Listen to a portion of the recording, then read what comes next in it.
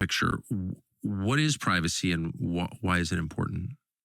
So I believe that privacy is core to freedom at the end of the day. I would even go as far as saying that it is synonymous with freedom. And it is protecting you, protecting your inner core, essentially, protecting your identity as a human being from forces that don't want you to be an individual and a human being at the end of the day. And so that was so nicely put. I think what it really boils down to is, and in that regard, I think privacy is relatively similar to what was originally intended also with the Second Amendment in the United States. It is a tool for you as a human being to protect yourself against coercive force, against your very soul, your inner core. So there are forces, and this has always been true at every time in history, that seek to make people less human, to turn human beings into slaves or animals or objects. And privacy is the thing that prevents that. So the crazy principle that exists within this universe is that there's this asymmetry baked right into the very fabric that we exist in. There's certain mathematical problems where the effort required to undo them isn't just scaling linearly or exponentially, but that scales so violently that the universe itself prohibits persons that don't have access, don't have permission to undo this mathematical problem, that they literally cannot do that. So what that means is that with a very little amount of energy, a minuscule amount of energy, a laptop, a battery, and a few milliseconds of computation, you can create a secret that not even the strongest imaginable superpower on Earth is able to, without your explicit granting of access, are able to recover. That is the fundamental principle on top of which encryption, cryptography, and privacy in the modern age are built. And it's so fascinating that the universe itself allows for this computational asymmetry, where I can create a secret, I can encrypt something, I can make something hidden, and you, with the most powerful, imaginable, coercive force, violence. You could imagine continent-sized computers running for the entire lifespan of the universe. You would not be able to apply that force to my secret because I have encrypted it, and the universe inherently sort of smiles upon encryption and appreciates that. So I always found that so intoxicating, this concept that this is inherently baked into the universe. It is a interaction between mathematics and physics, sort of, and is a fundamental property, just like you could say nuclear weapons are a fundamental property of reality, right? And so encryption and privacy exist in this reality. And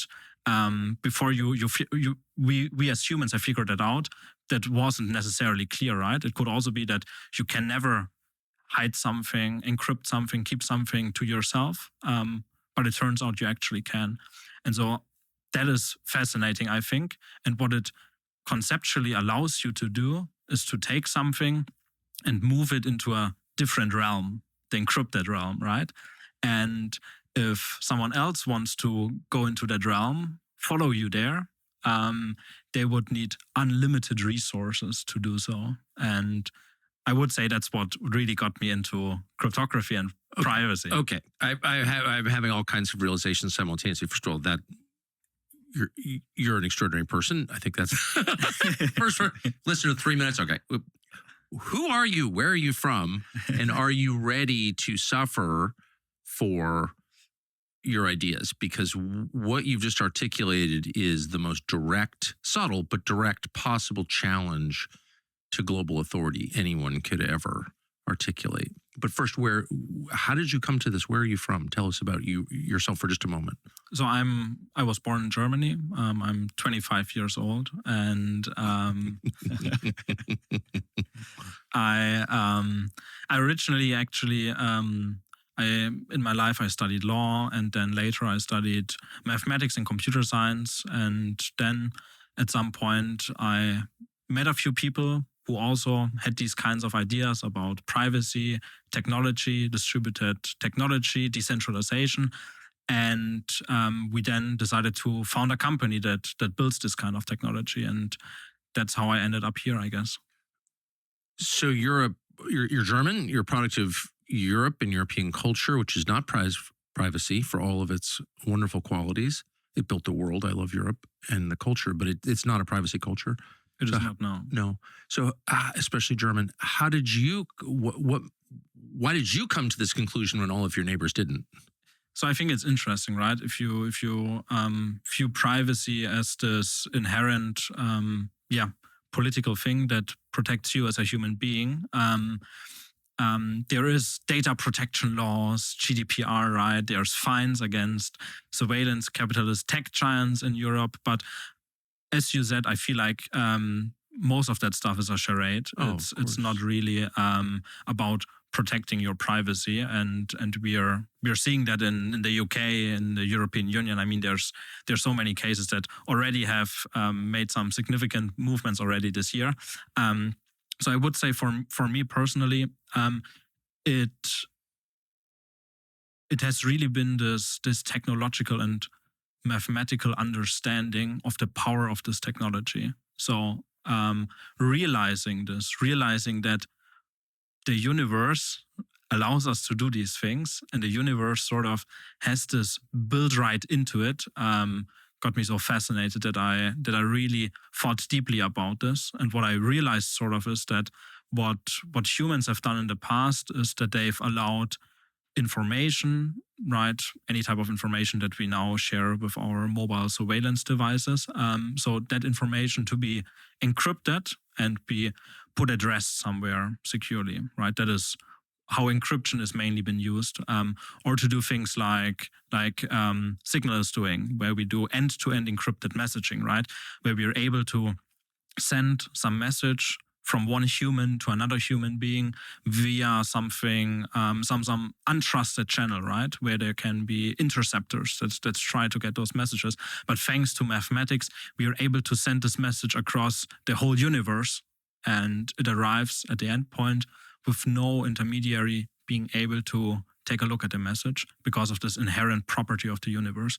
What I realized sort of has been that there's a missing piece, which is whenever we are accessing this information, whenever we are interacting with this information, whenever we want to utilize it, basically, we have to decrypt it again, which then makes it accessible to whoever takes a look at it, right? Whoever runs the machine that you decide to put that data on, which can be AWS, which can be cloud providers, big data, big AI, whoever, right? And so this idea that I had was, what if we can take this asymmetry that is a fact of reality and move that to computation itself to enable that all of those computations can be executed in private as well. And then we can do some amazing things. Then the two of us can decide to compute something together, not just exchange information via some secure communication channel, but actually perform some mathematical function over something, produce an output from some inputs, but we can keep those inputs to ourselves. So Tucker has a secret, Yannick has a secret, and with this technology, we can produce some value, some information, while you don't have to share your secret, I don't have to share my secret, and we can scale that to enormous sizes where the entirety of humanity can do those things, where countries can do those things. But importantly, at its core, what we're doing is we're implementing this asymmetry that exists within the universe and bringing that to the next level, to the final form, sort of. And that's how I ended up founding Archium. Yeah. Getting older can make you realize you don't actually want all the things you have. That's why mini storage is so big. Consumerism kind of loses its appeal. What you really want is peace of mind. And what's the best way to get that? Well, keeping your home and family protected would be at the top of the list. Enter SimpliSafe. This month, you get a 50% discount on your first SimpliSafe system. SimpliSafe takes a much better approach to home security. The idea is, how about we stop invaders before they come into the house, not just trying to scare them once they're already inside your house. And they do that with cameras. backed by live agents who keep watch over your property. If someone's lurking outside, they will tell the person, get out of here, and then they'll call the police if they don't. 60-day satisfaction guarantee or your money back. So there really is no risk here. Not surprisingly, SimpliSafe has been named America's best home security system for 5 years running. Protect your home today. Enjoy 50% off a new SimpliSafe system with professional monitoring at simplysafe.com/Tucker. Simply, SIMPLI, safe.com/Tucker. There is no safe like SimpliSafe. I can't think of a more virtuous project. And you said it in the first minute. The point of the project is to preserve humanity, to keep human beings human. And they're not just objects controlled by larger forces. They're human beings with souls. And I don't think there's any more important thing that you could be doing with your life. So thank you for that. Can you be more specific about our current system and how it doesn't protect privacy? Yeah, so I would say there's so I think there's a lot of things to unravel. If we take a look at the systems that we are interacting with every single day, what those tools and applications, those social media networks, basically everything that we do in our digital lives and all of our lives have basically shifted from physical reality to this digital world. Yes. So everything we basically do, everything we do in this room, everything we do when we are out on the street, because all of the technology has become part of physical reality, has been consumed sort of. And so all of this has been built on top of what the former Harvard professor Shoshana Zuboff has called surveillance capitalism, right? And I think that really lies at the core. And it's relatively straightforward to understand what those companies are doing. If you ask yourself, hey, why is this application that I'm using actually free, right? Why is nobody charging me to ask this super intelligent chatbot questions every day? Why are they building data sensors for trillions of dollars while I don't have to pay anything for it, right? So that's the question that you need to ask yourself, right? And what you end up realizing is that all of those systems are basically built as rent extraction mechanisms, where from you as a user, you're not really a user, you're sort of a subject of those platforms. You are being used to extract value from you without you noticing. And they're able to extract value from you because all of your behavior, all of your interactions with those systems are being taken, and they perform mass surveillance, bulk surveillance, and it's those companies, right? We're just talking about companies. We're not even talking about intelligence or governments or anything. Yes. We're just talking about those companies that exist within our economy. And so they record everything they can, because every single bit of information that I can take from your behavior allows me to predict your behavior. And when I can predict your behavior, I can utilize that to, in the most simple case, do something like serving you ads, right? But in more complex cases, I can do things like I can steer your behavior. I can literally control you. I can turn you into a puppet that does whatever I want. And so those are the systems that we are faced with right now. And the internet has sort of been this amazing emancipator for humanity, Yes. right? This show is only possible because of the internet. Otherwise, with traditional media, we wouldn't be able to speak about those topics, I feel like. That's right. But at the same time, sort of nowadays, it has transformed into one of the biggest threats to human civilization. At the user level, at my level, the Yes. level of the iPhone owner, is it possible to communicate privately with assurance of privacy with another person? That's an interesting question. So we start with this concept of insecure communication channels. And since every communication channel is insecure, what we employ is end-to-end encryption. And end-to-end encryption allows us to take this information, take a message, and lock it securely so that only Tucker and Yannick are able to unlock them and see what's going on. And that is a fact. So there have been many cases where where big players with big interests, I guess, have attempted to undermine cryptography, have attempted to get rid of end-to-end encryption, to install backdoors. There has been what is commonly called the crypto wars in the 1990s, right, where the cypherpunks fought for the right to publish open source encryption and cryptography, and many, many more cases, I guess. But at the end of the day, I would say that as a realistic assessment, this kind of cryptography is secure and it works.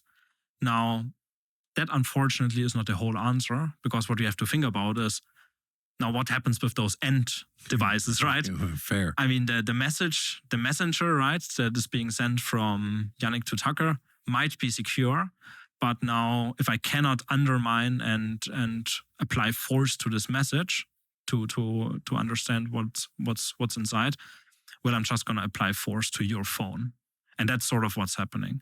So when we look at different applications, for sure there is a whole variety of applications, messaging applications, right, that do not employ encryption and security standards, and might collect all of your messages and images and utilize them for those machines, right, that extract as much value as possible from you. But there's applications like Signal that don't do that are actual open source cryptography technology that anyone can verify themselves and take this code and turn it into an actual application, install it on your phone. All of those things are possible, right? So that's not the issue. The underlying issue really is that you have this device in your hand that is sort of closed hardware. You don't know how that thing works, right? It is impossible to understand how that thing works. It is impossible to understand how the operating system on that thing works. And there's flaws in those systems, right? Those are closed systems. There's flaws in those systems for some reason, because people don't always have the best interests of others in mind. But also not always, but also because people make mistakes, right? Honest mistakes that are non-malicious. And so I think that in general also speaks for the importance for free accessible hardware, where people with technical skills can play around with and find issues. But at its core, what you're being subjected to right now, I would say, is tactical surveillance. And what it means is that there's some actor, can be some state actor, can be someone else, that decides that Tucker Carlson is worth to be surveilled. I think that has been decided, yeah. You think so? I do, yeah. I'm getting that sense. Yeah. So tactical surveillance, that means that you specifically are being targeted. And that is in contrast to strategic surveillance, which is this idea of everyone is being surveilled. Let's just surveil everyone, collect every single bit of information, and store that for the entirety of human history, and then someday maybe we'll be able to use that, right? So those are those two concepts. And what we've seen over the last few years is sort of a shift away from tactical surveillance towards strategic surveillance.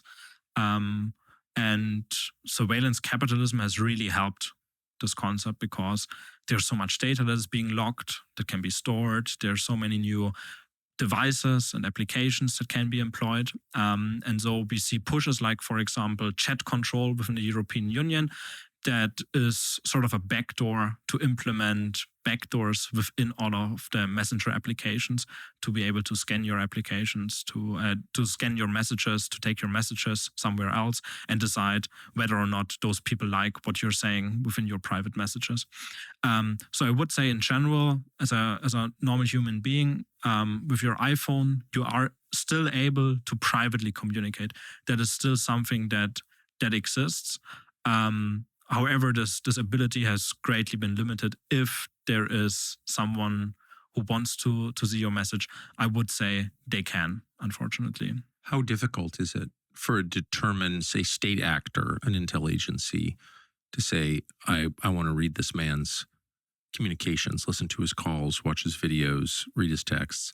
How hard is it for them to do that?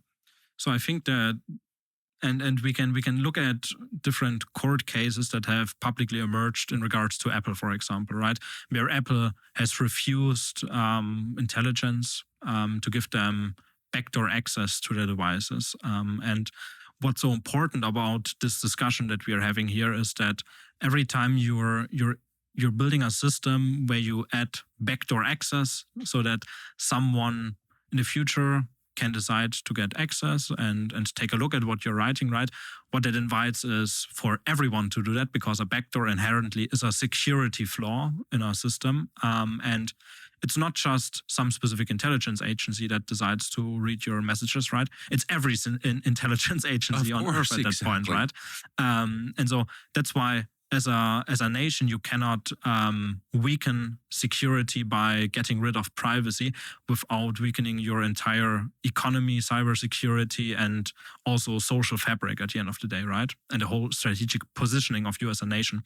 How difficult it is, I would say also from a practical operational security standpoint, depends on what are you doing with your phone, right? Is your phone this strict device that is only used for messaging, or is your phone also using different types of media? Are you sending images? Are you receiving messages? So I think 2 years ago there was this case where there was a 0-day backdoor being used across Apple devices, because when I sent you an image and your messenger had auto download on, I could get full access to your phone by sending you a message. And you're not my contact even, probably, right?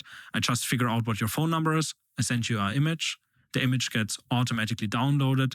Some malicious code that I have injected gets executed. And now I own your phone and I can do whatever I want. And then end-to-end encryption doesn't help you, right? Because I have literal access to the end device that decrypts this information. And so that's very dangerous. That has been fixed. But I think what it highlights really is that complexity is the issue here. So complexity in the kinds of applications that you're running, complexity in the underlying operating system that this device has, all of that complexity invites mistakes and also malicious security flaws to be installed in those systems. Of course. Yeah. And human organizations are the same way. The bigger they are, the easier they are to subvert. Yes. Of course. Yeah. February is the perfect month to get cozy because it's chilly outside. Our partners at Cozy Earth understand this, and they're helping Americans everywhere stay toasty throughout the frigid winter. I hope you're seated because this detail may shock you. Cozy Earth offers bamboo pajamas. Lightweight, shockingly soft, these pajamas are a true upgrade. They sleep cooler than cotton. Plus, they're made out of bamboo. That is just wild and awesome. From pajamas and blankets to towels and sheets, Cozy Earth is something unusual and great for everybody, and it's entirely risk-free. You get a 100-night sleep trial, 10-year warranty. There's no downside that we can see. So share love this February. Wrap yourself or someone you care for in comfort that feels special. Bamboo pajamas! Visit CozyEarth.com. Use the code Tucker for 20% off. That's code Tucker for up to 20% off. And if you get a post-purchase survey, make certain to mention you heard about Cozy Earth from us. So that's that's a very simple thing, then. Yeah. To send someone, to text him an image and all of a sudden you have control of his phone. I think we can be fairly confident that people who have adversaries are being surveilled, right? Yes, I think so. I would say that tactical surveillance really is something that exists. I would say in this battle for privacy, it is actually not the most important thing to focus on, right? Because this kind of tactical surveillance, I feel like to a certain degree we need to accept, unfortunately, right? Not the tactical surveillance that says Tucker Carlson is a journalist. I don't like that. Let me surveil him, right? Yeah. That's not the kind of tactical surveillance I'm speaking of. But if we have legal procedures and actual judiciary warrants in place, right? I feel like as a society we could accept that to combat as long as we trusted our criminal systems, activity. We could definitely accept that, of course. But the fundamental issue really is, and that's sort of so ironic, right? That all of the surveillance needs to operate under secrecy in order to function, right? You should not know that you're being surveilled. Nobody has oversight. Not even the democratic processes are able to have oversight because it's all wrapped in secrecy. So that really brings us to the fundamental issue here, also with strategic surveillance, surveilling everyone, just deciding, well, I'll take a look at everyone's phone, store everything, and maybe I don't like someone in the future, then I have this backlog of information. So the important question to consider here is thinking about, is there even a future where from a legal standpoint it is possible to implement procedures that guarantee that there's no secret surveillance in place? Which I think the answer is pretty clear to that question. And it is? It is. I think it is not. So I think it is important to have these laws in place, right? That prohibit surveillance and that enable different kinds of processes with warrants, right? Literally the Fourth Amendment, right? To allow for that to be implemented in the 21st century. But what we've seen sort of is that the tools that governments have access to are so powerful that it is impossible to make a law that prohibits use of that, because whoever within a centralized architecture, that's always the case, has access to this technology, basically becomes a single point of failure. And that single point of failure will necessarily be corrupted by the power that exists. Just a couple obvious lowbrow technical questions. Is the iPhone safer than the Android or less? That's a good question. So I would say a huge advantage that Android devices bring to the table, right, is this nature of I guess a subset of those devices, right?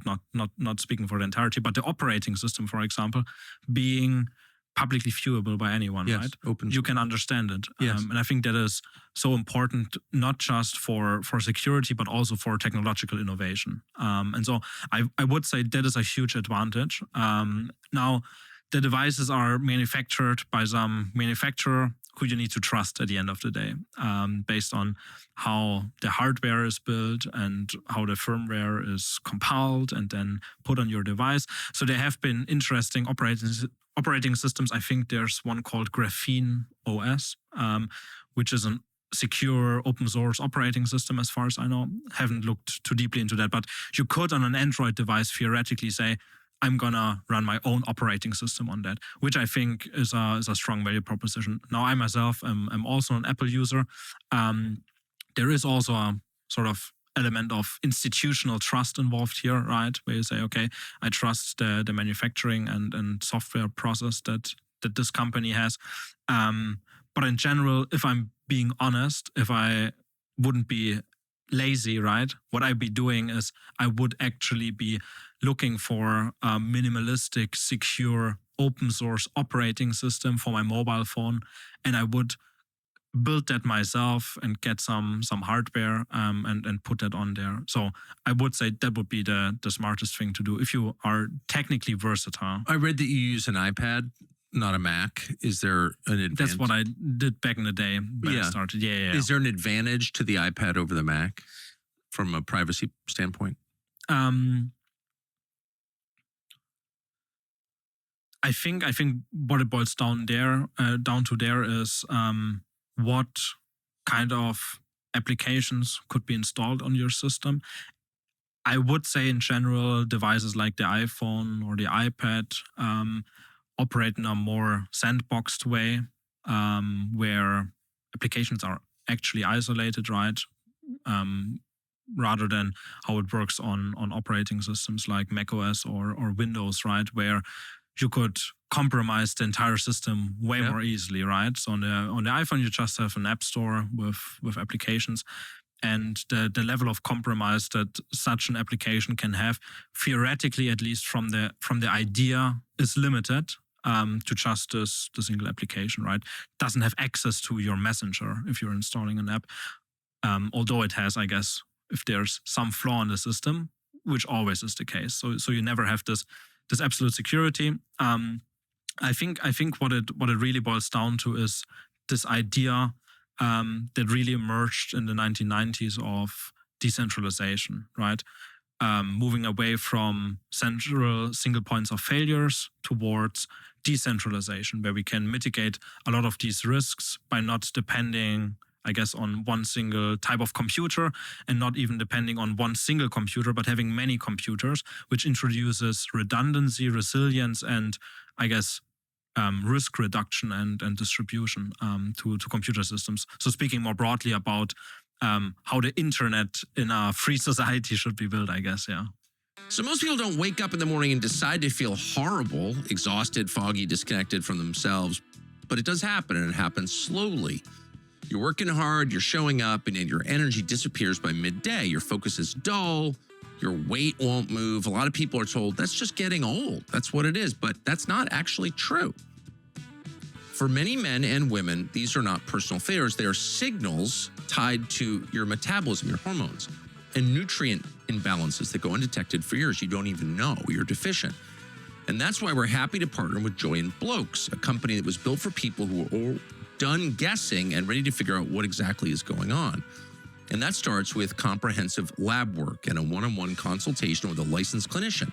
An actual human being explains what's happening inside you and builds a personalized plan, which includes hormone optimization, peptide therapy, targeted supplements. So don't settle. Go to joyandblokes.com/Tucker. Use the code Tucker for 50% off your lab work and 20% off all supplements. That's joyandblokes.com/Tucker. Use the code Tucker. 50% off labs, 20% off supplements. Joy & Blokes. Get your edge back. You've said a couple of times that the problem is the hardware. It's not the software. So the device. It is the device, right? It's the union of the hardware and the software. Yes. So what's the option? Is there an option at this point? If I am, intent on sending a private message to someone else electronically, is there a way to do it as of right now that's private, guaranteed private?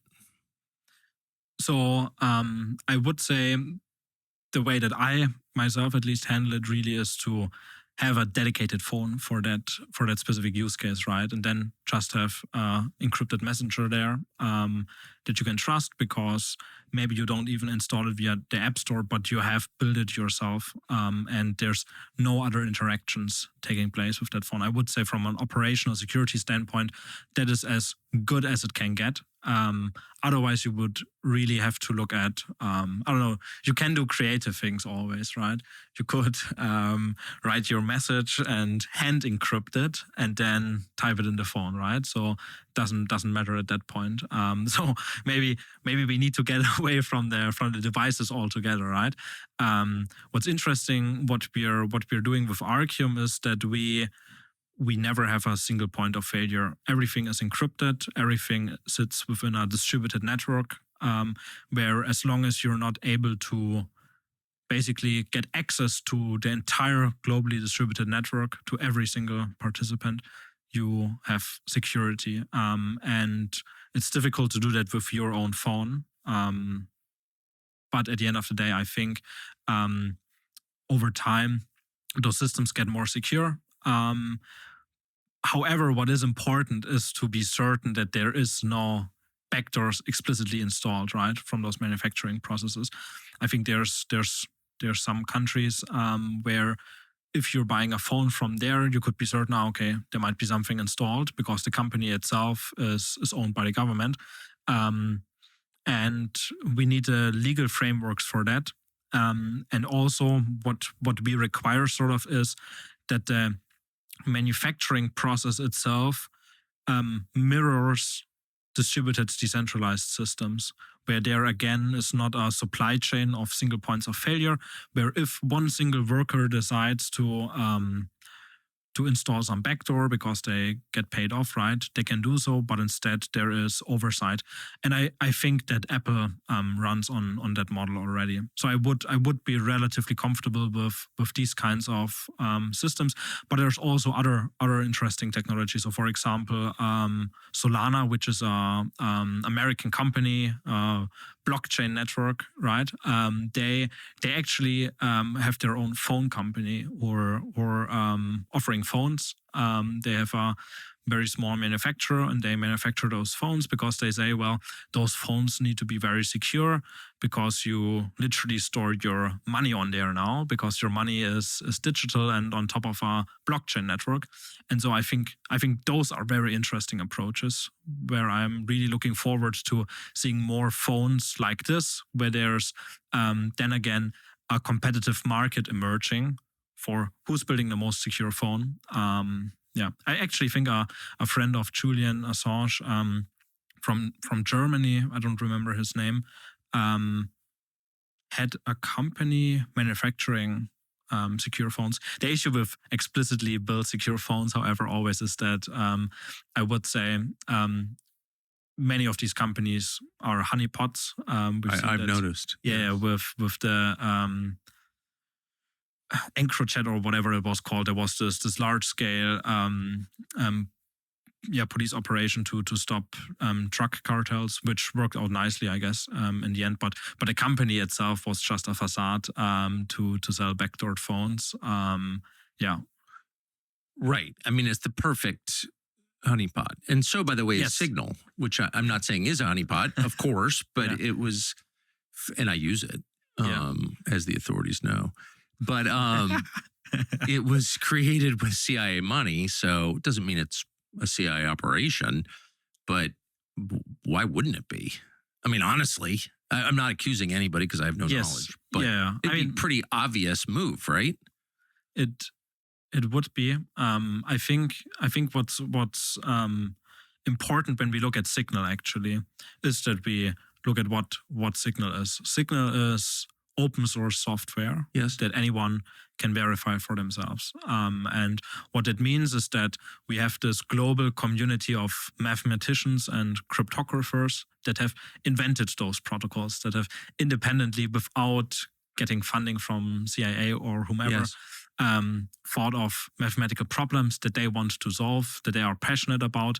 And all of those people look at those open source lines of code and mathematical formulas, and they find those flaws in those systems. And so that makes me confident in the design of Signal itself. Do you use it? I use Signal, yes. I got my entire family to use Signal. Okay, good. So well, that's and I have to say, I know a lot of Intel people use Signal. A lot, all the ones I know, and so that tells you something right there. Yes. So I think it would be highly unlikely that that Signal itself would actually turn out to not be secure. There has been this interesting case called that was in the early 2000s where there was this attempt to actually undermine strong encryption called, very exotic name, dual elliptic curve deterministic random bit generator, dual ECDRBG, right? Nobody understands, no non-technical person understands what that means, right? And it was actually what you need to understand in order to comprehend what has happened there is that when we encrypt information, when we, as I said earlier, when we take something and move it into this different realm where you cannot follow this information into that realm, because that would require you to have literally infinite resources, more energy than the sun will emit over its lifespan. Isn't that crazy, right? So you cannot follow there. Well, how fundamentally this asymmetry is achieved in cryptography is that the universe runs on energy and uncertainty, right? Particles, jitter, stars burst, and so there's this randomness in the universe. If you look at the sky, or if you just look at how things are made up, there's random noise everywhere. Yes. And so when we encrypt something, we make use of that chaos and we inject it into a message that we are sending, for example. And it's only possible to not decrypt that message in an unauthorized way if the randomness that has been injected in this message is actually unpredictable.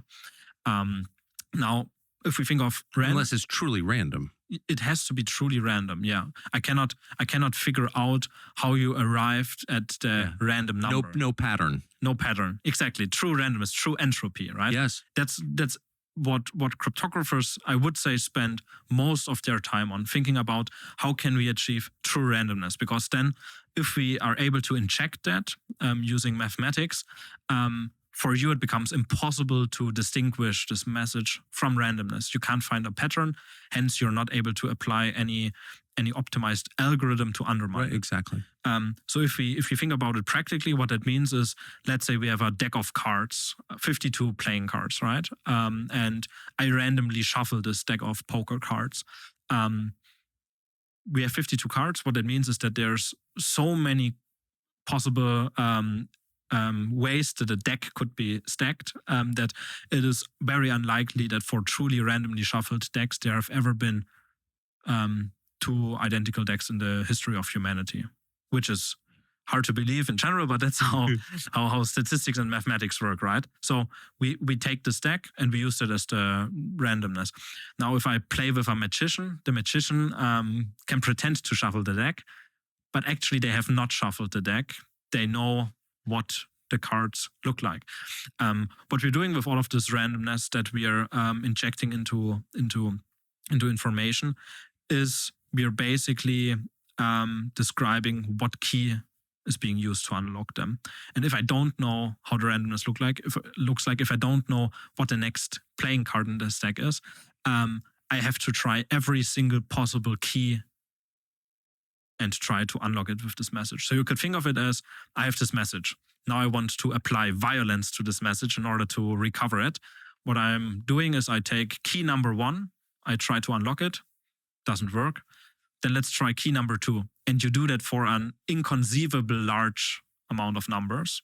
So that's why you basically, practically speaking, cannot brute force these kind of mechanisms. Although you can, if you know where to start looking for the keys. If you know that you need to start looking at the millionth key, then you can recover it.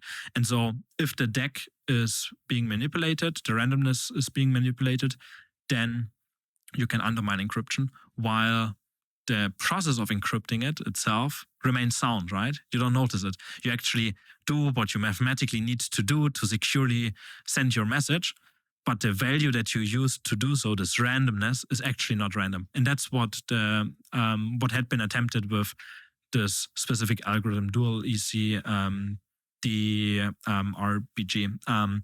What they did was they created this concept of kleptography, where they actually have randomness, derive it in a way that is deterministic, and they actually have some secret value. And then from that secret value, they derive fake randomness that looks random, but is not actually random. And the NSA proposed this algorithm to the NIST, the National Institute of Science and Technology, in the early 2000s, as the best state-of-the-art randomness derivation function, I guess, right? And that got accepted. They got accepted as official standard. And then there was companies like RSA, actually a highly sophisticated and respected cryptography company, right? With the founders being some of the fathers of modern day cryptography, right? So that then built products and distributed it to industry and people using this technology. Nobody knew about it, but it's not actually true that nobody knew about it. So there were a lot of cryptographers that raised questions a couple of years later, where they were like, I don't think this is actually random. It looks suspicious to me. Where they were like, if someone theoretically had access to some secret key S and then created some mathematical formulas and actually mathematically proved that there was insecurity there, it was not random. Because they noticed a pattern, and it's they realized sort of that. So basically, what they realized is that there's just those numbers. So that they wrote this proposal. Hey, let's use this algorithm, and this algorithm contains some constant numbers. So there's those numbers written there, and then they were like, are those numbers random? Because we're literally deriving our randomness from those numbers. They were like, yeah, those are random. We randomly generated them. It turns out there was some other key that is being used to then mathematically be able to recover whatever randomness you used. So that was this secret attempt to undermine cryptography, and by the U.S. government, NSA. Yes, and I think what's so striking about this again is that you're not just undermining privacy, right? You're undermining the entire security of your economy, your country, right? And banking, missile everything. codes, yes, everything. Yes, everything. So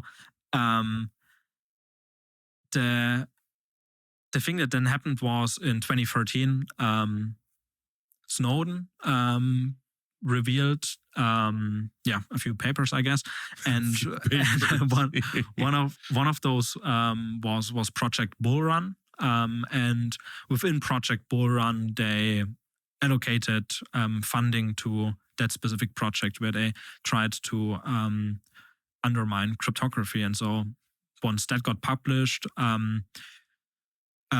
the corresponding companies and standardization institutes, and it's so striking that you get standardization, because once it's defined as a standard, you in industry need to implement it, right, to get certification. So it's literally impossible to then use some other alternative that is secure, because certification only gets provided for this backdoor technology. But it got uncovered thanks to Snowden. Then people stopped using it. Was he celebrated? Did he win the Presidential Medal of Freedom for this? Yes, in an alternative reality. In a different realm, I guess. One of the great patriots of our time. Relentless. I mean, they'd murder him in a second. He's still in exile, not by choice. But So what they also uncovered is that they actually paid this company that built those products $10 million, the NSA, to use that as the standard. That's why you cannot trust anyone. As you point out, it's not simply, so this is an intel agency trying to spy on its own people, the ones who pay for it to exist. But that's immoral and, something that we should fight against. But they were also sabotaging the U.S. economy and U.S. national security. And because if your cryptography is fake, then that means you're exposed on every level throughout your society. You are, yes. Yeah. And it's so interesting because it is their task. That's why it was possible for them to do that, to increase national security, right? Yeah. At that point, they were the leading cryptography research company in the world, sort of, right? And so that really is striking to me, that you're willing to undermine the entire security of your nation, and that at the end of the day puts you in a worse strategic position. Yes. I think many people don't realize that. I'd never thought about it until you mentioned it, but it highlights, I love Ed Snowden, and I'm not embarrassed of that, I'm proud. But it just highlights, the suffering that he's been through in order to help his own country, and he's still slandered constantly in it. It drives me crazy. But this is yet another example of why he did something more than almost anyone else to help this country. So sounds like you're convinced that the current state of the art in cryptography is actually secure. Yes. Yeah. 100%. I think, as I said, I think this is a great example to look at, where even with those backdoors that had been implemented, there were cryptographers within this global open source mathematics cryptography community that rang the bell, but nobody was listening to them. But they actually identified the issue years in advance and rang the bell and said, this is not secure, not random, even within those companies and standardization institutes, but nobody took it seriously. Or I guess took it seriously, but doesn't matter if the law is you have to use this algorithm, right? So that makes me very confident that this system works, the system of mathematicians. Is cryptography global, which is to say, is Chinese cryptography different or stronger than European or American? It is interesting. So you have actually specific encryption standards used by militaries of the world, right? So the Chinese use different cryptography than the Russians, than the Americans. It is at the end of the day the same thing, right, from a mathematical standpoint, but there's some deviations in the level of security and the kind of numbers used, right? So everyone builds their own standards because they mutually distrust each other. Yes. But at the end of the day, the underlying mathematics are the same. The cryptographic standards, the way that cryptography works, that is the same. Yeah. So there's no reason to think the Chinese or the Russians have stronger cryptography than the Europeans and the Americans. So I think no. And I think I mean, it's interesting to think about, is there cryptography that is being developed in-house within militaries or whatever proprietary human organization, right? That is not publicly known, that is incredibly powerful. I mean, what I've been doing with my team, and I'm so glad that I have those incredible cryptographers in my team that actually understand all of those things on a way more detailed level than I do, is build this protocol that allows us to literally take everyone's data. So you could imagine the entirety of the United States, right? We take everyone's healthcare data, something like that, right?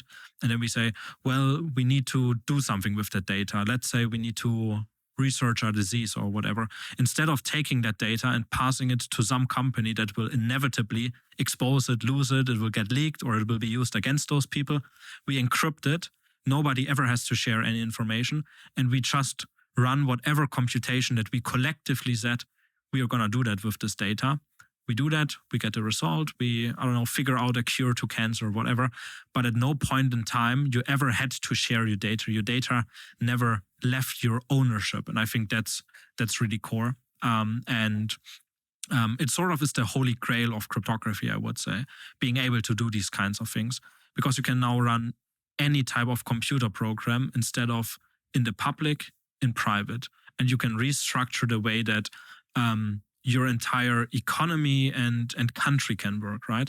And that goes beyond just economical human interactions. That also touches upon things like rethinking how we can actually improve democratic processes.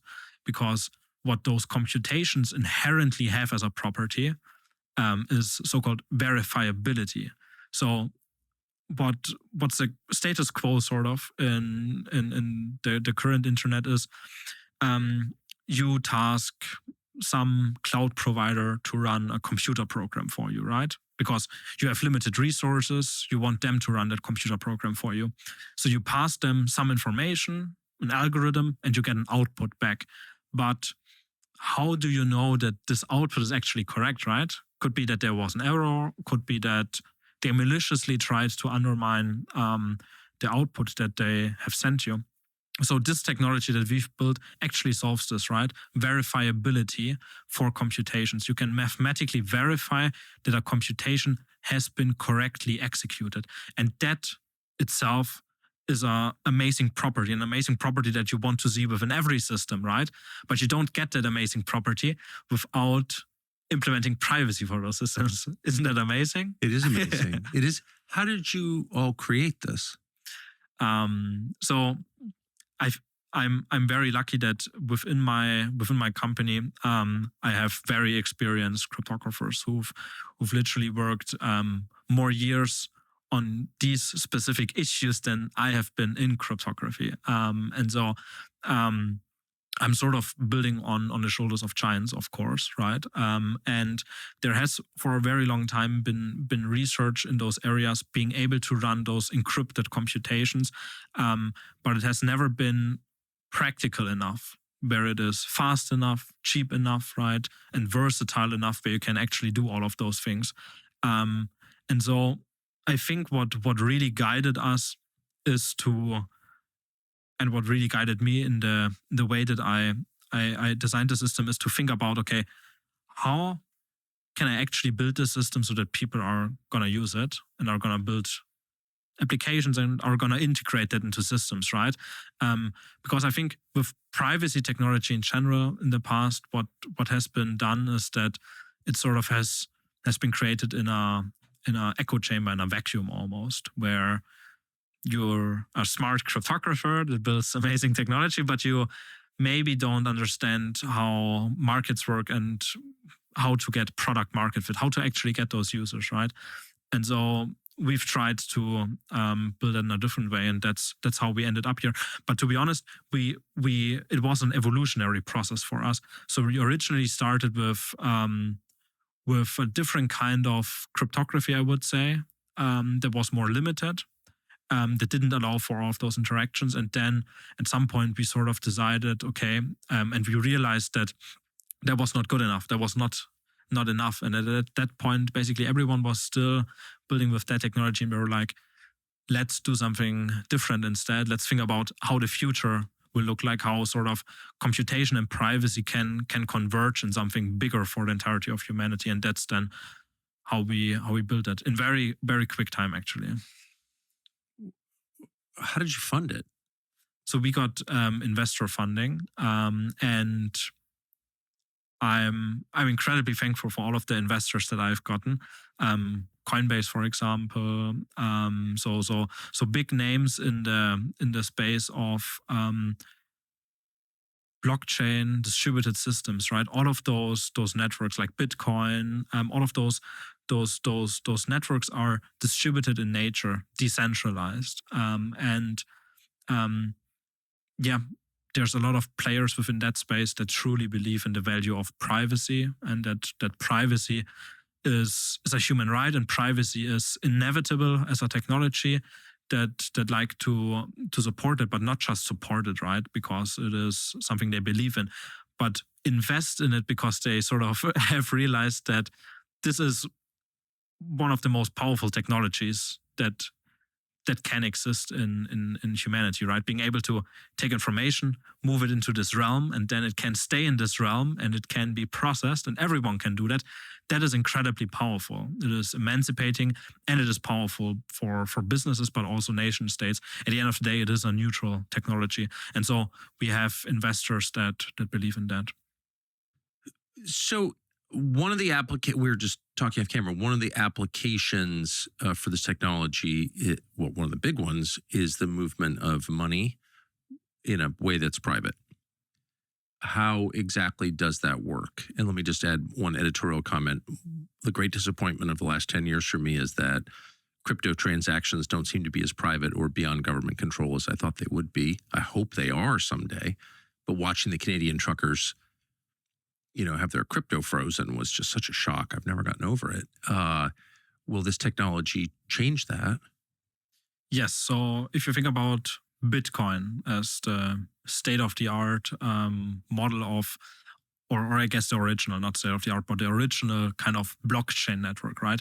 What it is at the end of the day is a way for distributed people to find consensus over some unit of money, which is actually more like a commodity than actually a financial instrument. That's right. And they find consensus and they create this currency. And that's why people think that it's fake, non-existent, right?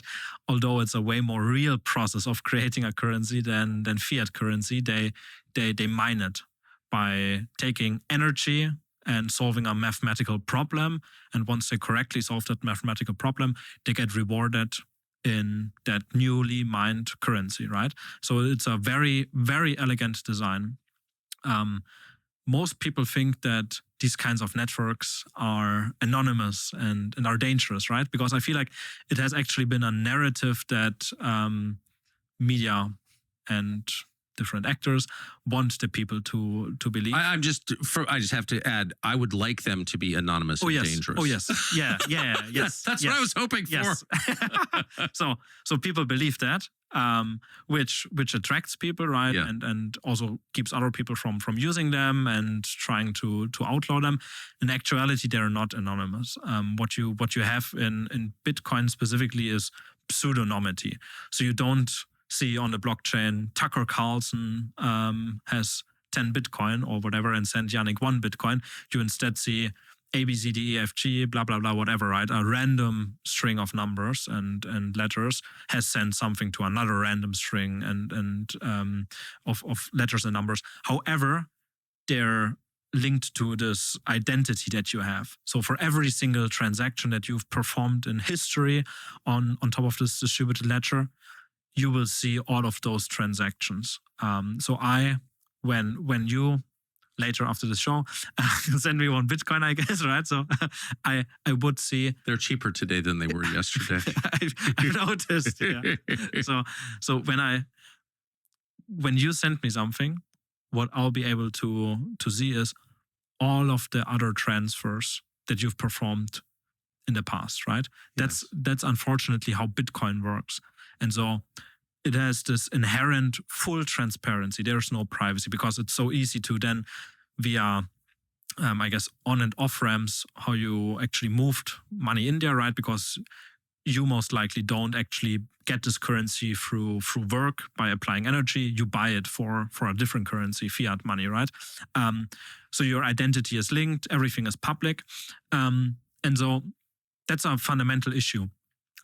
That is actually a dystopian scenario where we could end up if this is adopted as the technology where all of your money now sits and you're sending transactions, where you have this big upside of having cash-like properties, which is amazing, but you have this tremendous downside of literally everything being recorded for the conceivable future of humanity, right? And you have no privacy. And that inherently limits your freedom to use this technology. And so that is an issue that exists not just within Bitcoin, but also other blockchain networks. And Bitcoin is this pure form. That's why within this crypto industry, there's a lot of competition also between different players that say Bitcoin is this pure form that only allows transfers of money, right? And other networks allow execution as well. And that has led to what is commonly being called smart contracts. So this concept of computer programs that simply exist in the ether, basically. A computer program that can execute something that you tell it to do, and it will guarantee to do so.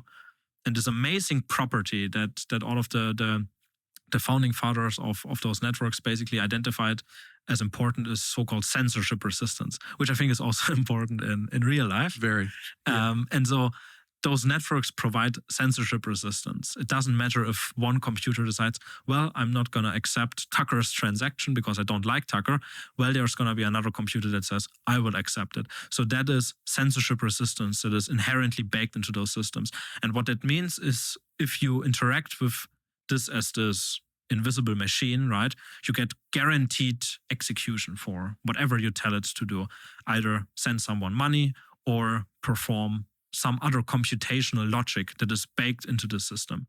And so there have been different kinds of pioneers on the front of performing, adding cryptographic privacy to those systems. There has, for example, emerged a network called Zero Cash, Zcash, which is basically Bitcoin with cryptographic privacy. And there have also been pioneers like the inventors of Tornado Cash, who have built a smart contract that exists within this ether, is unstoppable. Once you've uploaded it, you cannot stop it anymore. So they did that, and the kind of code that they implemented there gave you privacy on top of this public network, which was is the Ethereum virtual machine. So they did that, and Tornado Cash did that. Tornado Cash. Did they win the Nobel Prize? Did they get the Presidential Medal of Freedom? What happened next when they offered privacy? So there were, I think it was 3 founders, Roman Storm, who's an American citizen, Roman Semenov, who is a Russian national, and Alexei Petersev, who is a Russian national as well, who lives in the Netherlands. He has been convicted of assisting in money laundering for 5 years. And 5 years in prison? 5 years in prison. And Roman Storm has been convicted of, in the United States, of conspiring to run a money transmitter without a license. Now, why has this happened? Why did they suffer such grave consequences? They were arrested. They were arrested. And brought on trial. brought on trial. I mean, it's actually, if you look at what Roman Storm has faced, it was 40 years in prison for this. In the United States. In the United States of America. And why has that happened, right? They built a privacy tool. Well, it was an illicit actor that used their privacy tool. And that is a shame because it was an illicit actor that a lot of people agree on that is an illicit actor. I think the two of us also agree that North Korea laundering stolen, hacked funds is an illicit actor misusing a tool, right? So there's no question about this. The underlying question really and when we're sure that actually happened? We are sure that happened, yes, for sure. That has happened. And so they stole funds because they were able to hack different systems and then were able to utilize this platform to gain privacy to then move those funds somewhere else. Did Roman Storm participate in the North Korean hedge fund theft? He did not know. So if I rob a bank and then jump into my Chevrolet and speed away, does the president of General Motors get arrested? Usually he doesn't know. Okay. Which is interesting because he provided clearly this tool for you to escape, car. Right? And he knows that people get away with cars, right? Yes, he does. So kind of weird how he's dodged those obvious charges. Is that that's really what happened? That is really what happened, yeah. And has faced 40 years in jail. But the jury, could not find a unanimous decision on the main charges. I guess circumventing sanctions and helping with money laundering. Now the interesting thing is, before they got arrested, what has happened? The OFAC, the Office for Foreign Asset Control in the United States, they took the software that those developers had written and uploaded to the Ether, where it has become out of anyone's control, unstoppable by nature. Anyone can use it. They essentially wrote code for a software tool for anyone to get privacy. That software tool got sanctioned. It got put on the SDN list for specially designated nationals, where you put the names of terrorists and you put the address in this Ether thing, right, of the software. So the source code itself became illegal. It was deleted from the internet. All of the companies closed their developer accounts. The software they wrote, the free speech that they performed by coming up with those ideas and publishing it to the world got censored because they were added to a list which they don't even belong on because it is not without property. any vote in Congress, by the way, or this is just part of the. I think it's under State Department now, but I could be or Treasury. I can't even remember. But they have enormous power. They've destroyed the lives of many thousands of people without any democratic oversight at all. And it's pretty shocking. Yeah, and so it got added onto this list. And I think last year, a court in the state of Texas actually ruled that OFAC does not have the statutory authority to do any of that. And they then silently removed Tornado Cash again from the SDN list. However, nobody is able to use that tool now, right? Because every company, for compliance reasons, outcasts you from the user base if you've ever touched anything related to that. And so Roman Storm he was convicted. You said there was a hung jury on the strongest charges, but on other charges he was convicted. He was convicted on one charge. On I think it is called conspiracy to run a money processor, financial institution, right? A bank without a banking license. Conspiracy to start a bank. So they put him in jail. Actually? So it is 1 year jail sentence that's on the charge, right? But he's currently in the process of appealing that. So Roman Storm didn't run a bank. He didn't create a bank. He created software, right? He made use of his inherent right for freedom of speech to build something that enables others to make use of their right for freedom of speech, right? Because that is, at the end of the day, the freedom of economic interaction, right? That is what he helped others protect for themselves. He never processed a transaction for anyone, right? He's not an intermediary. He specifically built technology that is disintermediated, where you yourself use that software. And so the remarkable thing is I pay some attention, obviously not enough. I was not aware of this story until I was reading up on you. Where's all the coverage on Roman Storm? He doesn't even have a Wikipedia page.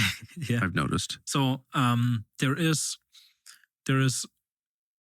I think, incredible institutions like the Electronic Frontiers Foundation, the EFF, and DeFi Education Fund, but also companies like Coinbase, who actually have invested substantial amount of money into defending Roman Storm, and Alexei Petersev as well. I think Alexei Petersev also doesn't get enough attention. He's now under house arrest in the Netherlands and preparing to appeal his decision, I think, something like that. Why are so many of the players in this Russian? I think it really boils down to them having a deep understanding about, I think historically, maybe culturally, they have an understanding about the importance of privacy in a society to uphold freedom, which is a shame. Yeah. They've suffered for that knowledge. Yes. For 70 years, more than. It's very striking. It's 140 million people. It's a tiny country, relatively speaking, and yet they are way overrepresented from Pavel Durov on down. For sure, that is true. So I think it's interesting how we also, all of us, take that as a granted that these kind of people go out of their everyday lives and put a target on their head by shipping this technology to enable you to gain privacy. And simply the knowledge about the existence of bad actors in the world has made them victims and put them in jail, which is insane. Well, I mean, it's something the rest of us should push back against, I think. But the hurdle for me is not knowing.